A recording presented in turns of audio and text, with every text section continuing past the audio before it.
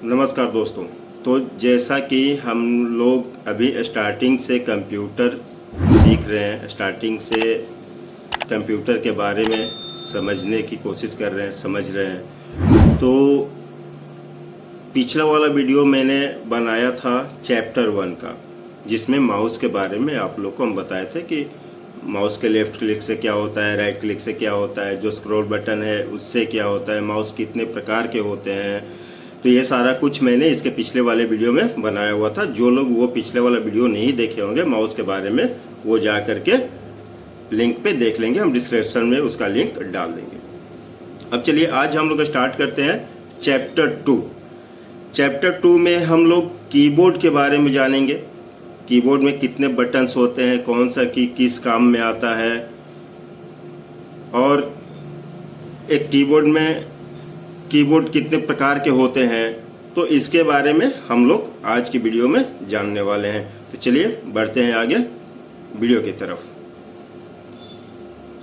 एक कीबोर्ड में टोटल कितने बटन्स होते हैं? तो हमारा आंसर होगा एक स्टैंडर्ड कीबोर्ड में टोटल 104 बटन होते हैं। अगर हम लोग मल्टीमीडिया वाला कीबोर्ड उपयोग कर रहे हैं तो एक मल्टीमीडिया कीबोर्ड के अंदर या गेमिंग कीबोर्ड के अंदर 110 से लेकर के 115 तक बटन्स हो सकते हैं। अब देखिए जो कीबोर्ड है हमारा, इस कीबोर्ड को 4 भाग में बांटा गया है। अब देखिए ये कीबोर्ड है, इस कीबोर्ड को 4 भाग में बांटा गया है, जिसका पहला भाग हो जाता है, आपको दिखेगा ये F1 से लेकर के F12 तक, दिख रहा है F12 तक। इसको बोला जाता है फंक्शनल की। ठीक, अब ये इसकी संख्या टोटल 12 होती है और ये सारा बटन अलग अलग काम करता है। F1 कुछ अलग काम करता है, F2 कुछ अलग काम करता है, F3 का काम कुछ अलग होता है। इसके ऊपर मैं एक अलग से आप लोग के लिए वीडियो बनाऊंगा। और इसका दूसरा भाग हो जाता है alpha numeric keypad. Alpha numeric keypad में क्या आता है, तो ये जो अल्फ़ाबेट्स दिख रहा है आप लोग को, अल्फ़ाबेट्स, और ये नंबर वाला हिस्सा जो दिख रहा है ये पूरा आ जाता है, पूरा मिला करके एक अल्फा न्यूमेरिक कीपैड इसको कहा जाता है।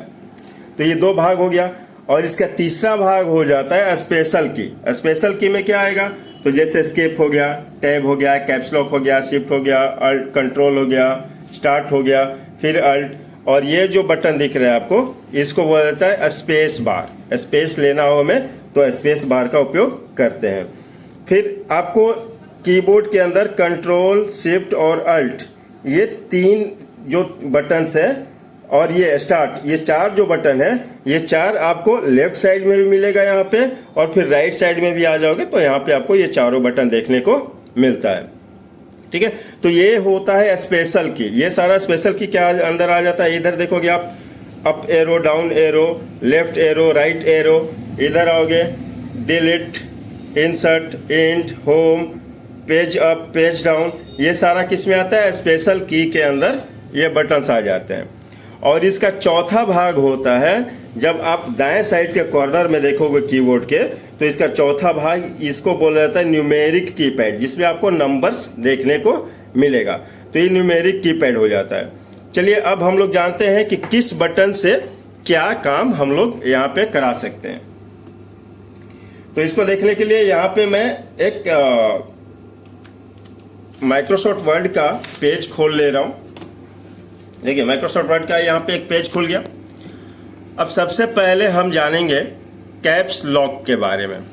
सबसे पहला ये बटन जो दिख रहा है आपको यहाँ पे, कैप्स लॉक, दाएं साइड के लास्ट में आपको मिलेगा कैप्स लॉक। और यहाँ पे हम आएंगे तो हर कीबोर्ड में यहाँ पे 3 लाइट्स आपको मिलता है। ठीक है, तो ये पहला वाला लाइट जलता हुआ दिख रहा है, दूसरा वाला लाइट ऑफ है। ये जो दूसरा लाइट ऑफ है, अगर हम लोग कैप्स लॉक बटन जो है इसको ऑन करते हैं तो वो लाइट हमारा ऑन हो जाएगा। देखिए कैप्स लॉक बटन को मैंने दबाया, वो लाइट ऑन हो गया। कैप्स लॉक बटन को दबाया, लाइट ऑफ हो गया। ये कैप्स लॉक बटन होता किस लिए है, तो देखिए अगर मान लीजिए मैं यहाँ पे अगर कुछ लिख रहा हूँ, जैसे मुझे लिखना है यहाँ पे ब्राइट, ब्राइट लिखा मैंने, तो ब्राइट का बी देखिएगा तो ये छोटा ABCD में लिखा हुआ है, दिख रहा है, स्मॉल लेटर में आ रहा है। मुझे क्या करना है, इसका जो फर्स्ट लेटर है वो कैपिटल लेटर चाहिए।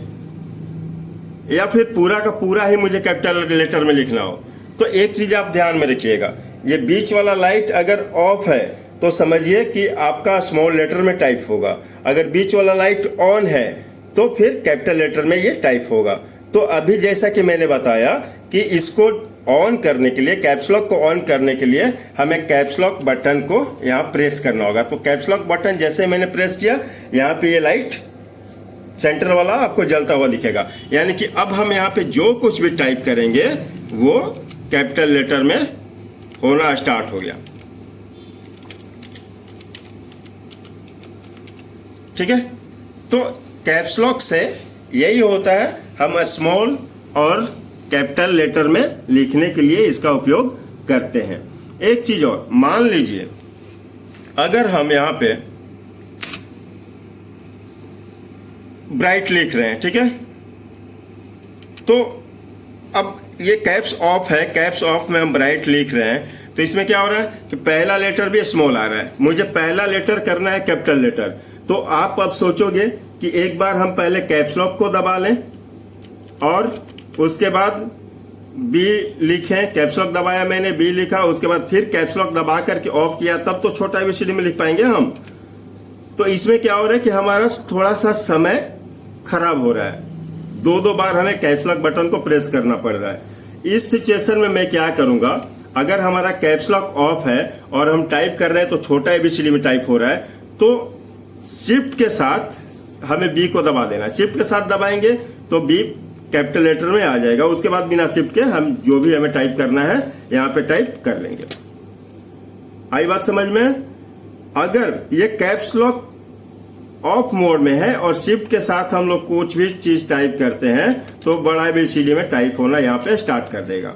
और शिफ्ट, अगर कैप्स लॉक ऑन है और शिफ्ट का उपयोग करेंगे तो छोटा एबीसीडी में टाइप करेगा, यानी कि शिफ्ट का को अगर हम लोग लगा देते हैं तो यहाँ पे ये उल्टा टाइपिंग स्टार्ट कर देता है। ठीक है, अब आते हैं इसके बाद ये शिफ्ट बटन दिख रहा है हमें, तो देखिए शिफ्ट की जो है, शिफ्ट बटन ये सिंगल कोई भी वर्क काम नहीं करता, ये अकेले कुछ भी नहीं करता है, इसको किसी ना किसी की का साथ चाहिए और इसका काम भी बहुत अधिक है, ये मल्टीपल वर्क्स करता है। ठीक है, लेकिन अकेले कुछ काम ये नहीं कर पाता। ठीक वैसे ही कंट्रोल भी है, कंट्रोल का भी बहुत काम है लेकिन ये अकेले भी कुछ काम नहीं करता है। आप कितना भी कंट्रोल दबाओगे कुछ असर नहीं पड़ेगा, कोई काम कंट्रोल अकेले नहीं करता है।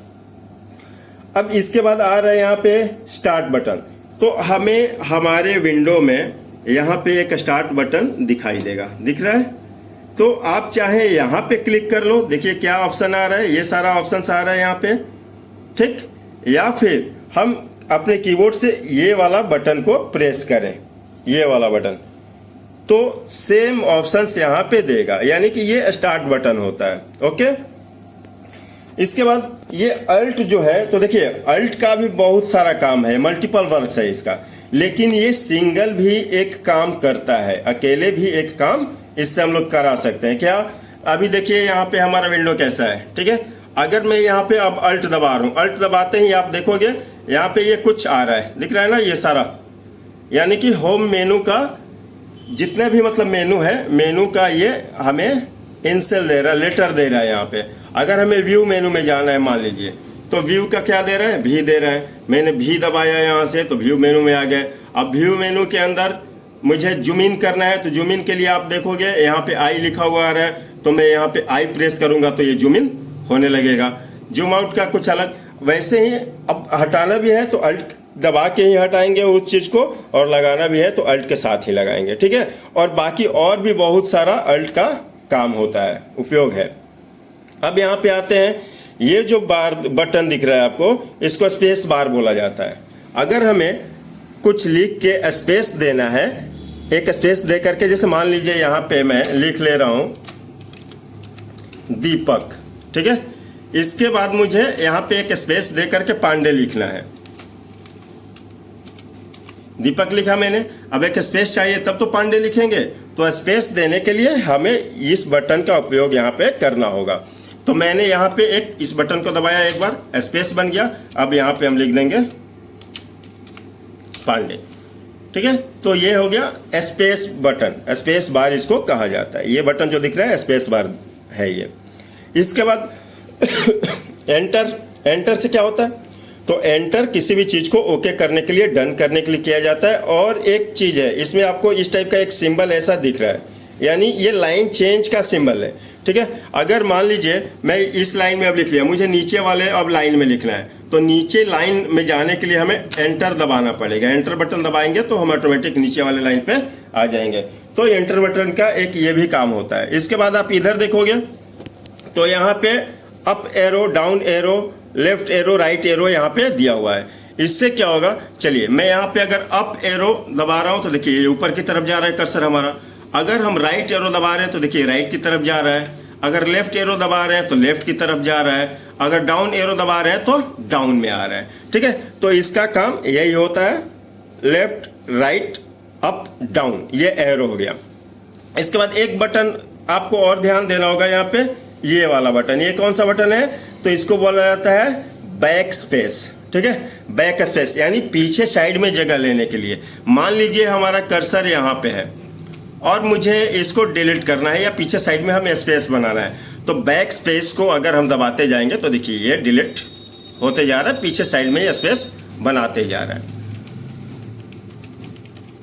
ठीक है। तो इस टाइप से हम लोग बैक स्पेस का बटन का इस्तेमाल कर सकते हैं। और भी इसमें बहुत सारे हैं, तो आगे अगले वीडियो में बाकी सारे बटन्स के बारे में मैं आप लोग को बताऊंगा किस बटन से क्या होता है। वीडियो को हम छोटा रख रहे हैं ताकि आप लोग धीरे धीरे करके एकदम सही ढंग से इस पर प्रैक्टिस कर सकें।